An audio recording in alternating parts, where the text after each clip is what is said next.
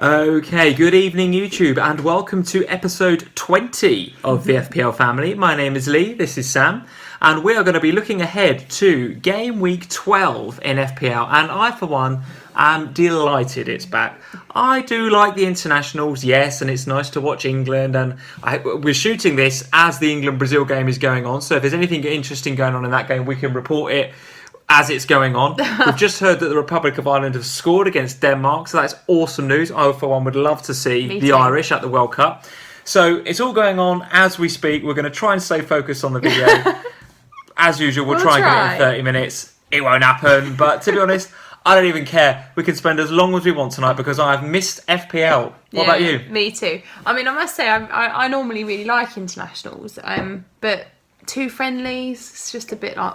Come on. I know we're playing Brazil at the moment, which I guess is nice, but... We should be thankful it's two friendlies, right? Because that means then therefore England aren't involved in any lottery playoffs or anything like that a lot of countries already are. Yeah, and, not like Italy who have gone bye-byes. Sad to see the Italians not at the World Cup, right? It was a bit of a poor send-off for Buffon and a few of the others that, effectively played their last game for Italy yesterday. So, yeah, the first time since 1956. Is that right? 1956. They've not been at a World Cup, so...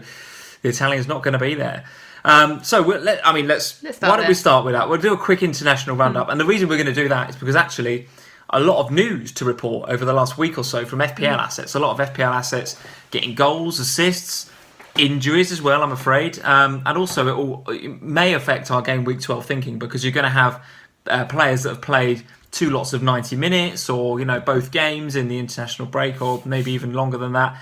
And, they're going to be coming back on planes late from different places. So it might affect our thinking. I suppose that's the other good thing about England, right? 2 games at Wembley, they're not going very far, are they? So, even if they have played 2 games. And it's also good for the Brazilians like Jesus and Coutinho. They've not had to fly at Wembley back tonight, so they're not having to fly back from South America or anything. So I think that's good. So on the whole...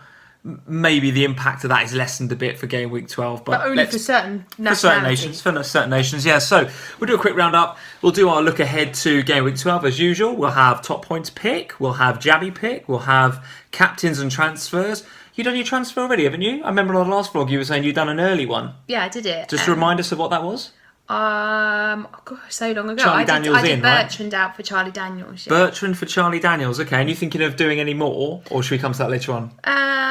I don't think I'm going to do any more, but potentially I'm just watching what's going on with injuries and such forth. But yeah, there may be another one. I'm not against it necessarily. All right, okay. Well, I'm still yet to do my transfer, but I'm liking the look of Charlie Daniels, and I'm liking the look of a certain Liverpool fullback whose opinion, my opinion of him has changed quite a lot in the last few weeks, of Alberto Moreno, but we're going to come to him a bit later on when we talk about the radars and what have you. So let's have a quick roundup of the international break. So the game that I went to England versus Germany on Friday. Good game, 0-0. Shame not to see any goals. Thought Ruben Loftus-Cheek was very good, didn't you? And I think in the press, generally the feeling was that Ruben Loftus-Cheek played very well. Mm-hmm. Kind of pulled the strings there in that number 10 role. 4.5 in FPL, guys. Remember, if you're looking for value in that midfield, Ruben Loftus-Cheek looks pretty good value, don't you think? Yeah, absolutely. I think, as far as Palace go, I think he is one of their better options. And also, like you say, very cheap within the game. So gives you that opportunity to upgrade in other areas potentially as well. Definitely. Lukaku coming back with 2 goals and an assist for Belgium, I think, earlier in the week. So that one was that Friday. Funny one, Lukaku, isn't he? Because I think he's really dividing opinion in game week 12. There's some people like me who are sticking with him, probably going to captain him because I've stuck with him because I want him for captain for the next couple of weeks. Okay.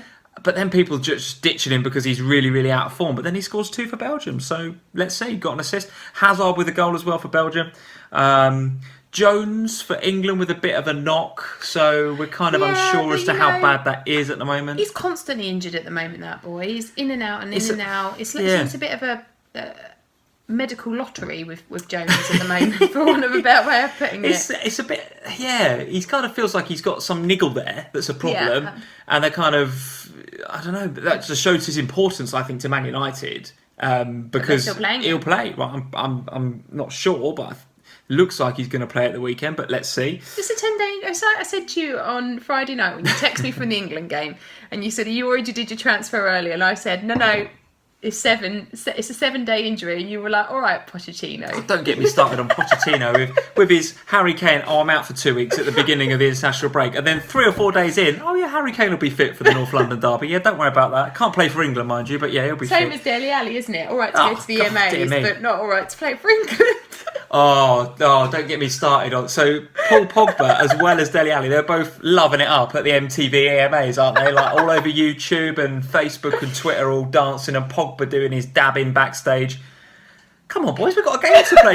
Dele Alli, it's just got the London derby on got the North London derby. Anyway, it's enough of that nonsense. The rest of the games, again, all the assets looking good. Sané, I think, played and maybe scored. Mane got an assist on Friday.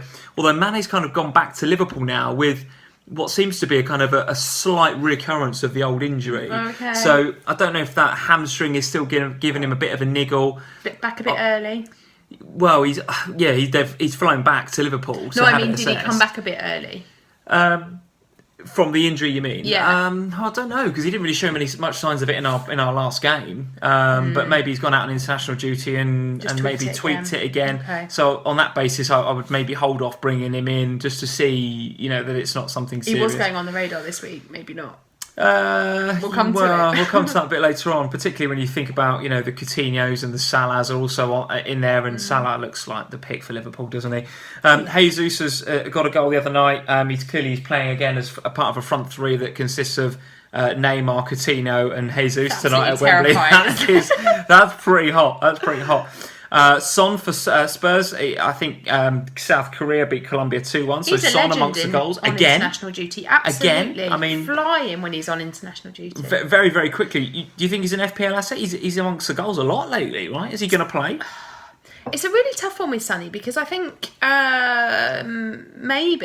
maybe he will start him, but Dele Alli's obviously not been on international duty. He's had a rest. Sonny's been on a long journey, so I don't know. Maybe not. Okay.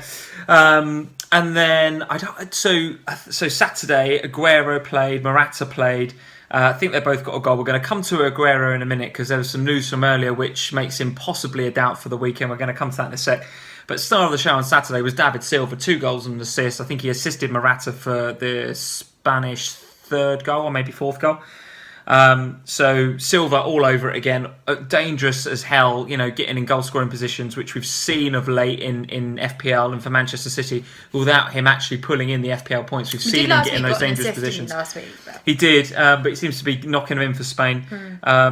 Eriksen blanking for the first leg of Republic of Ireland versus Denmark. The second leg's going on right now, so we're going to see whether Eriksen blanks again. It's becoming a bit of a frustration for me, to be honest.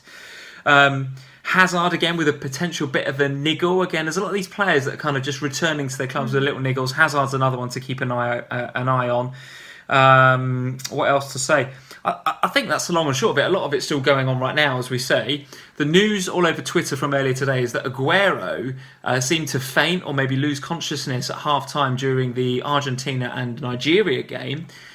It seems kind of unclear as to why that happened. He went to hospital and regained consciousness, but that's got to be a bit of a worry for the weekend, right? For Aguero owners. Absolutely, because that's we're only we're on Tuesday, so we're only 4 days away from that game week starting. Yeah, for me that would be a massive concern to have a player of his quality and his financial value that's not going to start. And I guess with things like that, you can never be too careful. I don't think. If he's fainted and there's doesn't appear to be much reason behind it, it's got to be something. So they've got to look into it really before he can go out on the pitch again. I think so. I don't know. Maybe I'm being pessimistic. I mean, I would almost rather have Mane coming back to Liverpool early with a slight tweak, because at least you can kind of assess that as an area, can't you? It's his hamstring. You know what's wrong. Yeah. Whereas with Aguero, if you've just blanked, passed out for no apparent reason, there's all sorts of things that could have caused that. So it's working out what it is. I mean, it might just be that it's, I don't know, where were they? Nigeria or Argentina? I actually don't know. But it's wherever it was, it's a long flight, right? And it could just be conditions. It could be anything, couldn't it? So it might be nothing serious. It might be something serious. So it's a watch and wait. But certainly, I'd be worried as a fantasy owner of Aguero. Well, I think you're right, and I think so we've got to keep an eye over the next couple of days. City have got to go to Leicester in game week 12. So, given that he's in either, and I should know this, but he's either in Argentina or Nigeria. Jesus is in Wembley right now. It remains to be seen whether Brazil on the attack. Oh, good effort. Who is that? Paulinho, brilliant. Ex-Spurs Paulinho. He's a new lease of life, isn't he? So Jesus is at Wembley. The Pep rotation thing on any given week is a challenge, right? But in a week where Sergio Aguero's gone, he's had a flight and passed out at half time and got to get a flight home after being in hospital. You wouldn't risk him, would you? And Jesus has been at Wembley and probably going to go straight back to Manchester after. You've got to think Jesus is going to play out too, and so. God willing, as long as Sergio's all right, maybe he plays Aguero as well. But for me, I'd be happier being a Jesus owner than an Aguero owner right now. Yeah, I totally agree with you. Yeah, so that's kind of the long and short of it in the international break. Lots happening. If anything, just underlines the fact that you probably want to save your transfer until the end of the international break. You were happy to do your Bertrand to Daniels because of some price rises, etc. And if you need to do something on the back of tonight, then you've got a -4 to do it, so no big deal, right? Well, shouldn't be too big a deal. No, and that's kind of the way I looked at it when I thought about doing the Charlie Daniels transfer was, would I be really upset if I had to make a -4 hit at the end of international break? No, it would be all right. I wouldn't want to do it, but if I have to, I will. And I just felt like I needed to avoid price rises and price falls on Bertrand and Charlie Daniels, so that's why I did what I did. Okay. All right, so let's look ahead to game week 12 then, and I think we need to start in North London, do we not? Well, it's the first game anyway of the game week, because it's the lunchtime game. I think we need to start there. So this is, for me, absolutely 100% nailed on Spurs victory. Do you know why?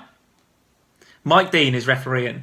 Mike Dean... Hang on. You're going to be nice about Spurs? Or you're not going to have a go and say, it's because of the ref. Derby? It's because of the ref. He's a known Spurs fan. He's a known Spurs fan. So you're going to say that Spurs are only going to win the North London Derby because Mike Dean is refereeing? Have you not... So it's all over social media. He is a Spurs fan. He's probably got Spurs wallpaper in his bedroom. He's got... all the programmes in his loft. But that's not the reason we're going to win the North London Derby. Oh, there'll be a dodgy penalty. If anything, it's making me want to captain Harry Kane. That ref is he's so Spurs. Have you not seen the videos of him? It's amazing that this is the one reason you think we'll win. So let's talk about, Mike Dean aside, let's talk about the actual game. So Spurs versus Arsenal at the Emirates. So actually, the statistics would suggest that you are correct, that Spurs are going to at least take something from the game. So it's the longest that Arsenal have gone in a win streak, in a game streak without beating us. So it's been 6 matches. Okay. They've lost 2 and we've drawn 4 of the last 6 games. So the odds are in Spurs' favour. Harry Kane has scored in every North London derby that he's played in. He likes a game against Arsenal, doesn't he, Harry Kane, to be fair? Yeah. So he's played in 5 so far in the Premier League, and he has scored 6 goals. Okay. So the always captain Kane factor will be coming back. So let's discuss that now then. So you're captaining Kane, is that locked in? Absolutely, yeah. Away at Arsenal, Kane, Captain Kane. Yeah. Yeah. I just feel like I guess so. I just feel for me at the moment we are looking strong. Pochettino's yet to lose against Arsenal.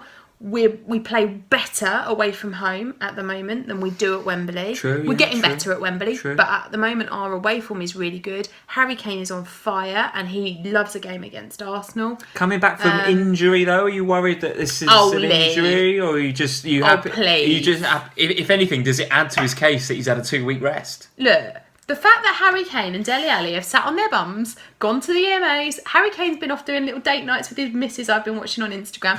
They're fine. So, look, they've had 2 weeks of nice rest time going into this game. The one I'd be more concerned about is Eriksen playing tonight again. Yeah, Two competitive matches. Which I am. Yeah, which I am. Big competitive matches. Yeah. Also, just looking over your shoulder at what's going on with England, the other players I'd be concerned about if I had Trippier. I'd be worried about him with the England games. Not so much Dyer. I think Dyer will play anyway because I think we need him for that game. However, I would be slightly wary of what he might do with Trippier. He may get a rest because he's played twice. But yeah, I think I can see a Spurs certainly I want to say a Spurs victory, but the fact that it's Arsenal and it's a derby, You can't say anything else, can you? I feel like no, because I feel like I'll jinx it. So I think I'm going to say it's going to be a draw. Okay, so it's the first game back after an international break, and I don't know. I haven't got any evidence to back this up, but I always feel like the lunchtime game after an international break is always a bit of a dull affair. Well, let's hope so. Well, no, we want to see a good game, right? It's a North London derby. We want it to be full of, No, I don't want to be stressed. I don't want to spend the well, whole game. yeah, so yeah, your blood pressure's something, right? But I mean, for me, Loftus-Cheek hobbling off at the minute. We'll keep an eye on that. But I'm with you. So I do think Spurs will win. I think they've got your two main players there, Dele Alli and Kane. I think absolutely have been rested for 2 weeks. There's no question about it. Poch's made up some injury. They've both been rested. And Hugo, his injury. Yeah, all etc. etc. Arsenal looking hit and miss at the moment. I don't think you're going to turn them over, right? This is Arsenal. They won't allow you to turn them over at home. So to that end, am I going to captain Kane? Well, probably not. But am I happy to have him? And am I happy to stick on Eriksen? Yeah, I think I am. Again, if we go back to the Arsenal that played Man City with their defence, City, I wouldn't say they scythed through that Arsenal defence, but they made pretty easy work of that Arsenal defence. Of that Man City defence when they scored a couple of goals. So I can see a Spurs victory, but I can see it being cagey. First game back after international break. Few players flying back. Few that have played international football. For me, it'll be maybe a 1-0 or maybe even a 2-1 Spurs, something like that. I can see myself being very stressed. Okay, let's move on. It stresses me out now. Right, next game, Bournemouth and Huddersfield. Let's go there because it's the next one. It's an interesting next place to go. I'm going alphabetical. Are you? I'm going alphabetical by time of game. So this will be the first time that these two clubs have met in the Premier League. So there's no real data statistics that I can pull from it. Well, there are, but. Who's on your radar from this game? Who are you thinking? Charlie Daniels, clearly, because you transferred him in, right? Okay. Yeah, so the statistics are in Bournemouth's favour for this one. Bournemouth have never lost at home to a newly promoted team. Okay. So the odds would suggest that Bournemouth are going to win the game. However, when you look at the two teams as they've been playing this season, Bournemouth haven't been that great at the way they've started the season, although they have been better in the last couple of fixtures. Yeah. Huddersfield have had a good start to the season, although they've had a little bit of a dip of late. But then they've played some really tough teams. Bournemouth's home form is not great. I was just looking at Bournemouth's home form here. So they've lost 3, 1-1, drawn 1. That's pretty rubbish for home form, to be fair. Although they have played a lot of tough teams at home, so it's been tricky fixtures. Just looking at Huddersfield's away form, patchy, right? So there's one win in there, but there's 3 defeats. So 16th out of 20 in terms of away form. So difficult one to call. I think I would go Bournemouth at home but given that they've got a few players coming back to the fore, like Callum Wilson and King. Charlie Daniels, I think, is going to be a threat on that side too. So I can see why he's on the radar. But there's almost. I think when we were listening to the last game week on the radio, I can't remember where we were coming back from, and somebody was talking about how actually Bournemouth have got they were calling it an embarrassment of riches up front, haven't they, with Callum Wilson and Josh King and I need to say Charlie Daniels then, and Jermaine Defoe. If they're all fit and firing, all 3 of those players can be really good assets for Bournemouth.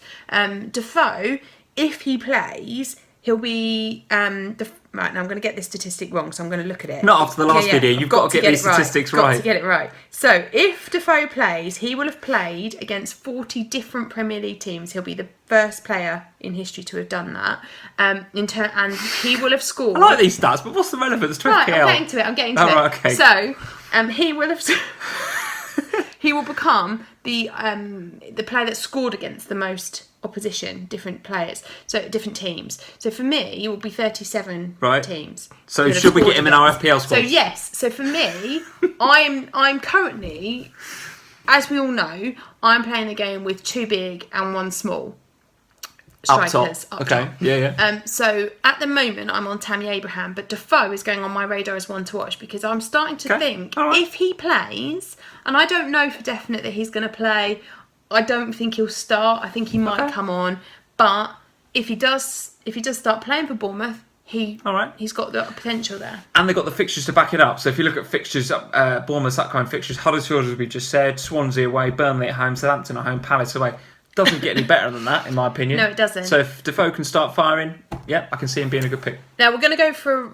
I'm going to go slightly out of my alphabetical order here because I want to talk about Liverpool on the back of this. Because as usual, we've got fantastic structure to these vlogs. We're just all over the place. Go on. The reason first it's alphabetical, well, then we it's were by going to go kickoff time. alphabetical, All right, but actually, what I want to do is just talk about Liverpool. So we might as well go there, because Charlie Daniels and Moreno. I was reading about how they rotate really nicely in terms of home fixtures for the next 7 games. Okay, right. So actually, if you're looking for a relatively cheap defender, Charlie Daniels and Moreno, having them both in your team might not necessarily be as stupid as it sounds. Yeah, and I think we're coming to a stage of the season, and maybe we'll talk more about this as we get towards that Christmas period. So the first thing to say is this is the last international break between now and, I don't know, whenever it is, March maybe February or March. Okay. So we've got no more international breaks.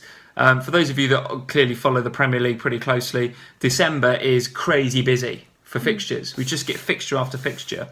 So maybe we'll talk about this in a future vlog, but I'm really keen to get my squad, my FPL squad, and I'm going to call it a squad, in shape because I want 15 starters. Rotation is going to be, well, we've already seen this season that rotation is an FPL killer. It's a points killer, not least at the Etihad. Yeah. But as we come towards Christmas, you're going to start seeing a lot of the bigger teams rotate. Liverpool will rotate, Spurs will probably rotate, all the bigger teams will rotate, but because there's so many fixtures, and then the FA Cup kicks off in January as well, and you've got that to contend with as well. So for me, that starting 15 is really important. Yeah. So what's your view on this? Are you down the view of, I want an expensive starting 11 and a 3 bench fodder, or do you think it's coming up to the time of the year now when you need 15 starters? So the way that my team is at the moment, I have 14 starters, and I have a member at Newcastle who's no longer starting. So what I'm currently toying with the idea of is, based on the data that's coming forward, and this is part of the reason why Moreno's on my radar this week, is swapping in Mbemba because I've got a lot of money in the bank, upgrading him a little bit. It's not a big upgrade, but to Moreno. Because Mbemba to Moreno is a massive upgrade, I'll have you know. Okay. You can't say that's a little upgrade. Well, in terms of, I just meant in terms of finance. Oh, okay. I didn't mean in terms of player quality. I just meant in terms of my financial input into my back. I will not have a bad word said against Alberto Moreno nowadays. What has happened to you? Right, so I'm thinking about doing a Mbemba to Moreno. Okay. Partly, as you say, because I feel like there's going to come Is Moreno a time... not a rotation risk though? Yes, maybe, but then I'm talking about using him in rotation with Charlie Daniels for certain games. Does it matter? Okay. They're both... I think Moreno's going to play. Don't you? He seems to be Klopp's favourite at the moment, and Klopp's come out a number of times and said, what a step up he's done this year and all the rest of it. But for me, as I was just saying, coming up to this time of year when all the teams are going to rotate, it's a perfect opportunity to bring Robertson in, isn't it? Well, sure, but then this is why you want other good people on your bench, isn't it? So if Moreno does get rested, I'm talking about upgrading a player who I know is not going to play. Yeah, but listen, so Charlie Daniels, brilliant, right? He's far less of a rotation risk than a lot of others. Agreed. But you haven't got a Burnley defender, so why wouldn't you get Ben Mee? Well, correct. I could do, but what I'm talking about doing is upgrading a player who doesn't play to a player who I'm not necessarily. So do Mbemba to me. Could do, absolutely. Okay. All right. But Moreno is an option. I don't think I'm going to get Moreno. What I'm saying is that as the season progresses, and particularly I think it's the next 7 game weeks. Charlie Daniels and Moreno's home fixtures swap nicely around. And the other point is, you don't really want an Mbemba sitting there in your 15 because correct. you want a starter. Yeah, absolutely. Okay, got it. Okay. And then, so if we talk about Liverpool and Southampton, then, because that's the game that you've got this weekend. Yeah. Interesting. So obviously it's at Anfield, where Liverpool are pretty strong. Pretty strong. Yeah. So you've only lost 2 of the last 32 Premier League matches at Anfield. Klopp's yet to beat Southampton, however. So oh, really? Okay. That'll be interesting. Bogey team. In the Premier League, yeah. You've only conceded 1 goal in the last 5 matches at Anfield in the Premier League. So, Yeah, defence looks pretty strong at home. It's a different kettle of fish away from home. Really strange. Well, it's because a lot of teams are not coming to Anfield with much ambition, right? They're going there to get a draw, to play tight, and to not let us play the way we want to play, which is on the counter-attack. And I suspect Southampton will be similar. Yeah. So for me, that game's got Liverpool all over it. Southampton are all over the place at the moment. So for me, that's a home win. They do seem to be struggling a little bit, don't they, Southampton? My only concern is that Virgil van Dijk might want to put himself in the shop window a little bit and have the game of his life. We'll see. Well, he can, but he's going to put himself in the shop window by having the game of his life against Salah and Coutinho and the like. He's not going to score a goal. And that's where I think you're going to... Southampton will struggle. Well, be careful with that, because we know Liverpool are weak from set pieces, and we know Virgil van Dijk is great at winning those aerial duels, right? Well, okay. So is a Virgil van Dijk goal at Anfield written in the stars? Well, maybe, but I think given how bad Southampton are at the moment, sorry, Southampton fans, in terms of their defending, but also in terms of going forward, they just don't seem to be able to getting gear this season. Whereas you guys, on the other hand, with the likes of Salah and Coutinho and Firmino and all of your Mane coming back if he can get fit for the weekend, I just think with those players, you're going to score a goal. Okay. So Moreno and Mane on the radar. Interesting, just to stop you, that Ruben Loftus-Cheek has just been subbed off for Jesse Lingard on 34 minutes. So we'll wait to see. We've been obviously filming and not really watching the game, but we'll wait to see what's up with Ruben Loftus-Cheek. A bit gutting if he's out, because he's one of my squad players for this upcoming difficult fixture. Let's see what's going on congestion. There. So we'll keep an eye on that. I'm with you. I think we will beat Southampton at the weekend. We've got to be careful on set pieces. They've got a lot of players that can win those aerial duels, and Tadic on his day is a very good deliverer of a set piece.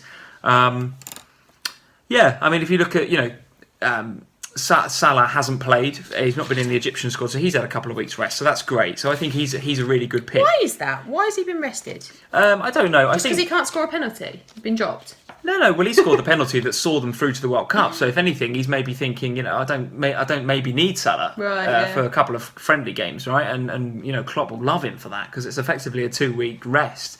Coutinho's playing tonight, so let's see what happens there. I think Firmino played earlier a few days ago, but is he playing tonight? Don't know. We haven't really been watching it. And then who's the other one? Well, Mane. So who knows what's going on with that kind of injury? So I think we'll have enough. I think we'll have enough to beat them. So let's see. Home win. Yeah. Okay. Well, let's go back to how I was originally going. Then I just wanted to go to Liverpool on the back of my Charlie Daniels and Moreno thing. So Burnley versus Swansea. Cool, we're picking out some corkers here, aren't we? Potential to be Chelsea and City at the end or something. We're getting to them. Yeah. Burnley and Swansea. Potential to be the most boring game of the game week, I would say. Why? Well, because Swansea are useless. Okay, right. At the moment, having a sticky patch. Yes. Sorry, Swansea. And if you look at the historics behind this game, actually Swansea have yet to lose to Burnley in the Premier League, and the last 2 games at Turf Moor have ended 0-1. To Swansea. Okay. So it's not got a history of being particularly high scoring. Burnley defend incredibly well. So I can't see Swansea getting much joy. Can I see Burnley scoring? Yes. Because Swansea aren't very watertight at the moment. Okay. But I don't see it being a very high scoring game is what I meant by Who's that. on your radar on this game? Well, I guess the Burnley defenders have to stay on there, don't they, really? The likes of Ward and me. I think they do. And Nick Pope in goal as well, right? Absolutely. And when he's not moonlighting for whoever it was I said he was playing for last week. So, yeah. Definitely plays for Burnley. So, them 3, I think, definitely. Burnley attacking assets. Do you not fancy Robbie Brady? Is he still in your squad? Robbie Brady is still in my team. Okay. On the radar? Gotta be for Swansea at home, surely. Yeah, I mean, I guess so. He's not done very much lately. He just hasn't been seemed quiet, to hasn't have he? He's been quiet. Very quiet. And if you look at the heat maps and stuff, he's been busy, but he's just not been a very good fantasy asset over the last few weeks. So yeah, maybe it's his turn this week. But I can't really see that being a particularly high scoring game. Okay, anybody like Chris Wood from a Burnley perspective on the radar, or you really don't fancy goals in that game? I'm happy to put them on there. I don't see a high scoring game. I see a 1-0 Burnley. But I see a Burnley victory. You're playing Tammy Abraham against that Burnley defence. Difficult, isn't it? Difficult one, because they are really good, Burnley, defensively. Yeah. Got to play him, haven't you? I think I will be playing him because... Who would you play if not Tammy Abraham? If you benched Abraham, well, this is the issue, right? Because if I've got Jones as an issue, I don't know if I have yet. I've got to see what's going on there. Yeah. But my other bench player at the moment is Tom Carroll, so I don't really want to play him over Tammy Abraham. You're playing Tammy over him, all day. Who else is on my bench at the moment? I can't even remember now. It's been a while since I looked at it. But yeah, I think I will be playing Tammy Abraham. I think I will. Because you have to rather than you want to. I don't have to. It's another defender, isn't it, who's on my bench? Okay. I'll look it up. We'll come to that in a he sec. probably will be playing. I just don't see a very high-scoring game. Go on then. Next game. Palace versus Everton. Interesting game, I think, this one. Everton coming off the back of that, it was a remarkable game, that game to Watford, where they were 2-0 down, 3-2, could have been 3-0 at the end, cleverly missed the penalty. All of a sudden, Everton going to international break on a high. Can they come back and go and get a victory at Palace? Maybe. I think Get off the fence. in terms of the radar, there's a couple of players coming out of this game. No, I'm going to get off this. I'm going to get off the fence. I think Nias has to be on the radar just because he's been, for me. I love that he's on the radar, this guy, because he was frozen out with a capital F, wasn't he? And all of a sudden he's come back in and he's, it's a capital F to Koeman, isn't it? I mean, that's such a great comeback from this guy to see him playing. It's fantastic. And for me, he's been the driving force behind the slight change that we're seeing in Everton at the moment. Well, he's got some pace. Because suddenly we're seeing Everton with a bit of movement and a bit of momentum about them. Suddenly pulling defenders around. Suddenly defenders have got something to think about rather than, Rooney, Sigurdsson and Klassen that are all standing there going, well, I ain't moving. Just give me the ball and I'll create. But yeah, so he's been responsible for 5 of Everton's points so far this season in terms of goals that he's scored. Doesn't surprise me, 5 points this season, which is more than anybody else. On the radar, Nias? Yeah, so he's on the radar. Other people who I want to put on the radar, it was going to be Loftus-Cheek, but let's wait and see what happens with him. I think a lot of people have got him anyway, so let's not worry too much. I'd be gutted if he's injured. But for me, I want to put Speroni on the radar this week. Speroni? Yeah. So he, since Hodgson took over at Palace, he's been starting each game. So he started the last 4 matches, and that's coincided with the change in Palace in terms of they're much tighter, much more solid at the back. Hodgson is starting to build from the back a bit, isn't he? In typical Hodgson fashion, that is what he does, right? Yeah, so in the last 4 games, Palace have allowed fewer what the game calls big chances, so opportunities that should be scored. Now, given that they played Tottenham, that's a remarkable. True. They performed very well at Wembley, I thought. Yeah, so they have had more. They've allowed less big chances than any other team in the Premier League. Over what period of time? In the last 4 games since Baroni's been playing.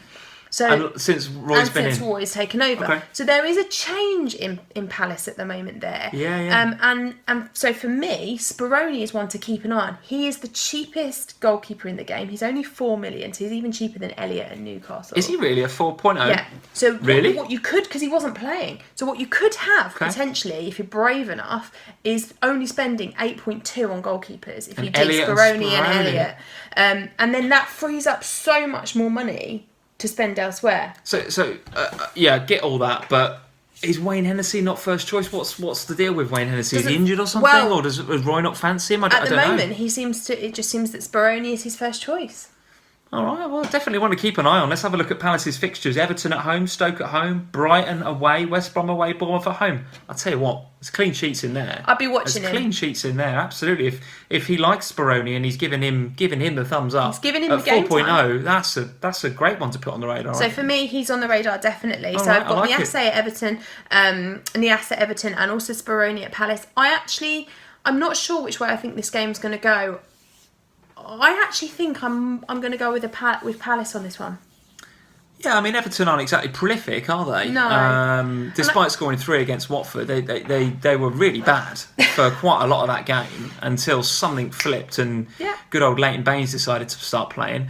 Palace do look more resilient. You're right, do look okay. So I think I would go home win as well. And again, every time I keep going back to that.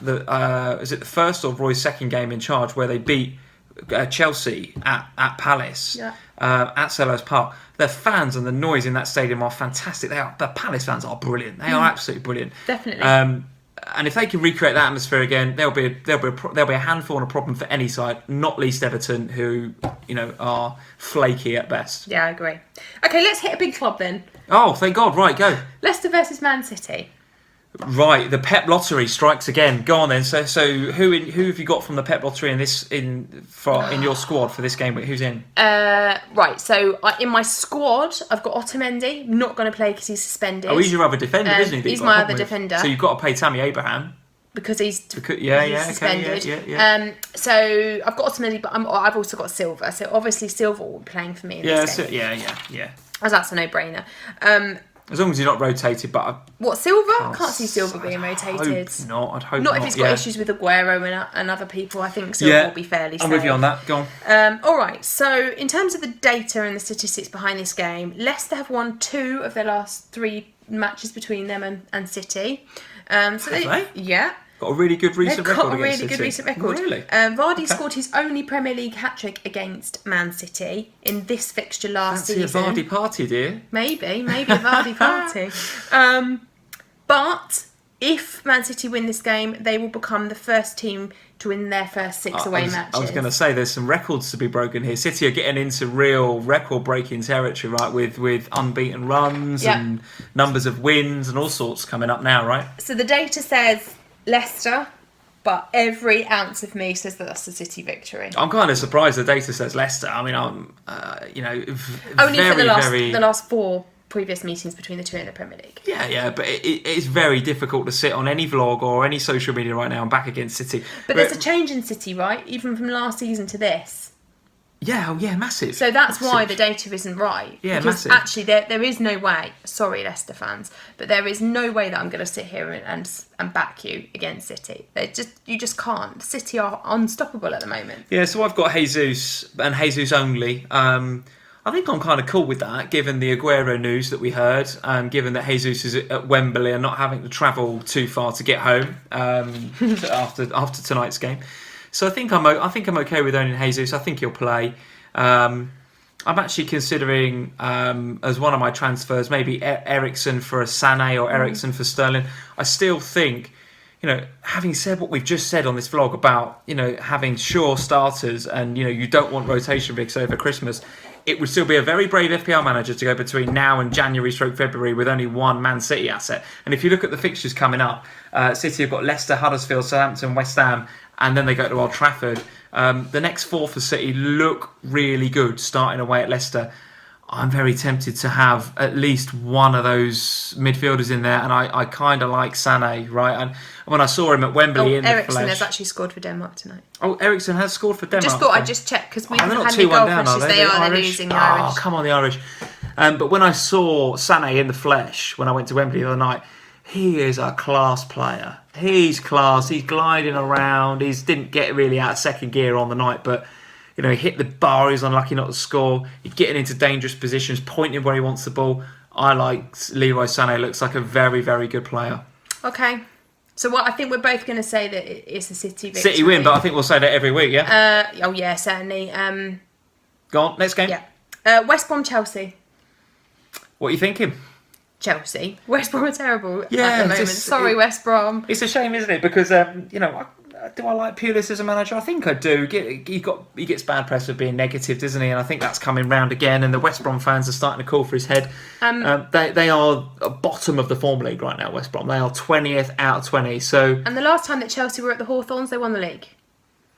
I still have good memories. So there's good memories coming from there. Chelsea assets on the radar from that game, got to be, I would have thought. Morata, Hazard, usual suspects. Azpilicueta, all of them. I'd like to throw one in that's a bit left field, just because I thought in the last game, Conte kind of freed him to go forward a bit. We're giving him a bit more licence to go forward and get into attacking positions, and that was Bakayoko. Okay. I think given that he is, he's 5.1 in the game, he's only owned by about 3% of the game, 3.1% of the game. I think he's a good candidate for a jammy pick, if you can call a Chelsea player a jammy pick. I think you can for Bakayoko. It's easy to go and pick a Morata or a Hazard, but Bakayoko got into some dangerous positions.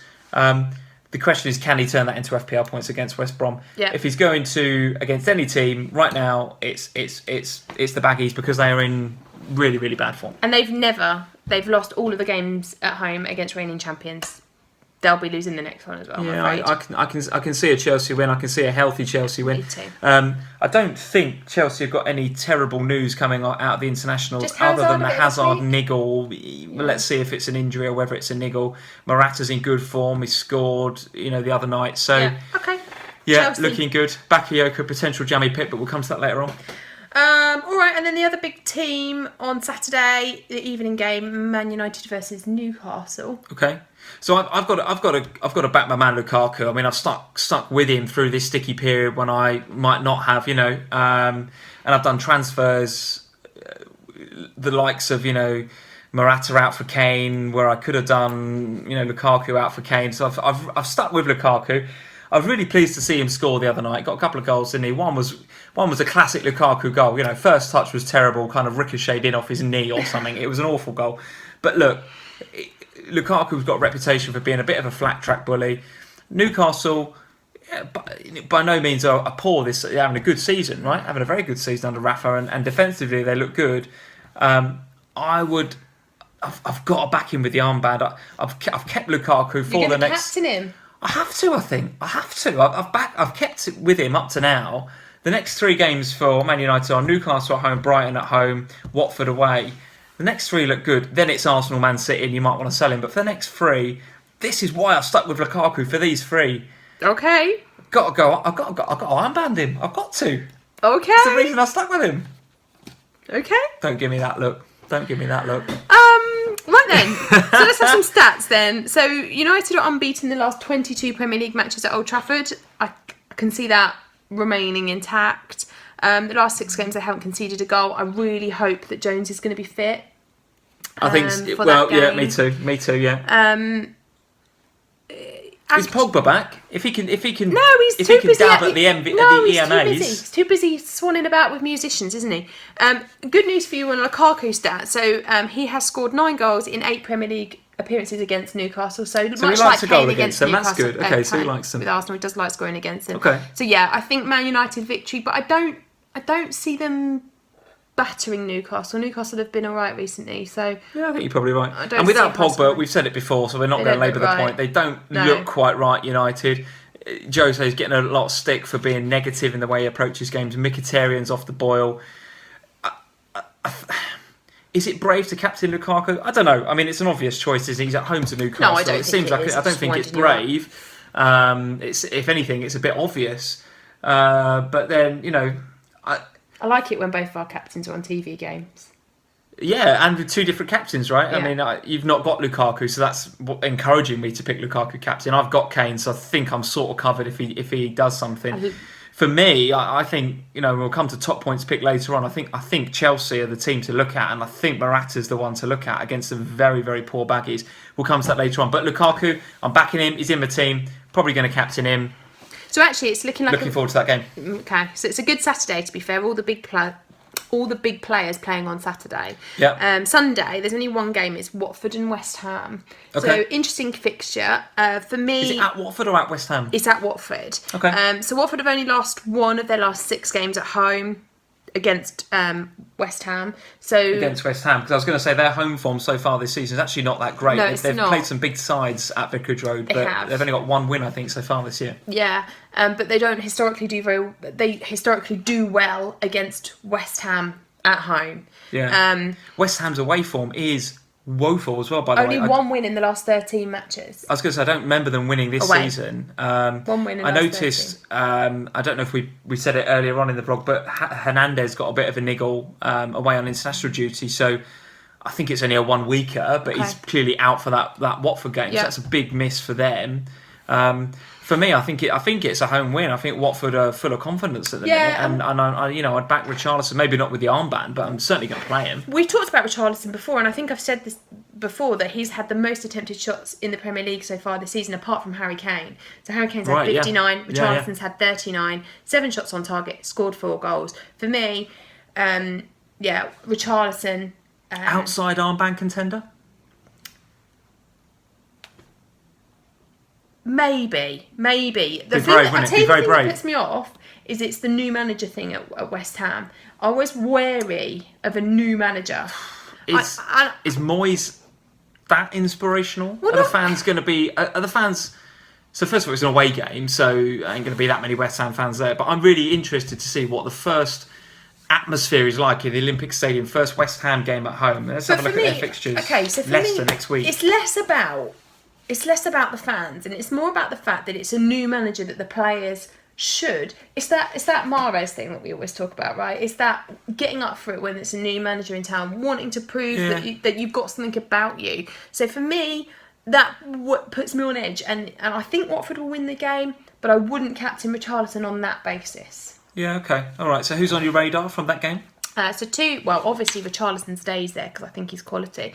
Also putting. Do you think he's a season keeper, Richarlison? Do you think he's, we said this before, we've got him in for this band of 4 games, and I think we're about halfway through that band of 4 games now. When the fixtures turn, let's assume he gets a couple of goals over the next couple of game weeks, and it's like, it doesn't explode, but it's also not terrible. Do you keep him through those tough fixtures? Do you think he's a mainstay now in the side? So, given what we said earlier about how tough the fixtures get in terms of Christmas, not necessarily in terms of the actual games, but in terms of the number of games, I would keep Richarlison because I know he's going to play. Doesn't seem like a rotation threat. That's a fair point. So for me, I would rather have Richarlison, who maybe isn't going to return every week, but is going to play every week, than I would put in somebody that's potentially going to get rotated. Yeah, okay. No, I like that. The fact that he does appear nailed on. I mean, he's clearly one of their better players this season, isn't he? So yeah, I would be keeping him. One to put on the radar potentially from my perspective is Holebas. So Holebas he seems to be on a lot of set pieces. Got an assist in the last game. I think we're back in a clean sheet in that game, aren't we? Watford at home without West Ham, no Hernandez, and Moyes coming in is. Look, we could do a whole other hour on Moyes. I mean, it's an uninspirational appointment from my perspective. I still think West Ham's problems are not at the manager level. I think they're at the board level. 500th Premier League game as a manager. Is it? Well, something like that. Well, whatever. I mean, for me, it's a bit uninspirational. A 6-month contract suggests that, get us to mid-table mediocrity and we'll take it. We'll look at it again in the summer. So all of that culminates in a Watford win, I think, at the weekend. Holebas got an assist last game. I think he's going to get a clean sheet against West Ham, and potentially there's attacking returns as well, right? If he's on set pieces, so I think he's owned by. Here we go. Yeah, so he's 5 million in the game, owned by 0.7. So that is proper differential territory. One for the radar, in my opinion. Yeah, he can go on the radar too. All right, final game then. It's on Monday night. Brighton versus Stoke. Now, there's quite a few players for the radar for me from this game. Okay. I think obviously Murray. We've been talking about him for a little while. Yeah, now. You're a big fan of Murray, aren't you? I am. He's going to stay on there. I also want to put Duffy on there from Brighton. Okay. Now, I had, at the beginning of the season, as you all know, I had Dunk. And actually Dunk and Brighton and Duffy, the two of them together, have been really solid in the last, I think it's 4 games. Yeah, last 4 matches they've not lost. Really solid. They've had 4 clean sheets so far this season. Duffy, however, the reason I'm choosing him over Dunk for the radar is that he is the best defender in terms of aerial balls. So he wins the most balls. So in terms of bonus points, underline BPS, etc., is good for him. Okay. He's also had 1 more headed clearances, so that's positive. And he's getting up there in set pieces using his head. So there's always an opportunity. What's his bonus been like this year so far? Is he getting bonus points? He's had a few. Okay. They're just starting, but I just think that Brighton they're getting on a bit of a run at the moment. They're looking better. So for me, Duffy's definitely one to keep an eye on. Fixtures look middling, to be fair. So they've got the Stoke game, then they're away at Old Trafford, home to Palace, and that's not easy, right? Because Palace are looking to hit a bit of form. Home to Liverpool, which is tricky in terms of clean sheets, and then Huddersfield away. So interesting fixtures. Yeah, a mixed bag. I mean, not too many clean sheets in there, in my opinion, but I can see why you've gone with him. Underline BPS looks good. If they get a clean sheet, it's a good chance he gets some bonus points as well. And then the other one for the radar from that game is Shaqiri at Stoke. I think he's one to watch. Again, much like Nias, he's the one that's earning his team.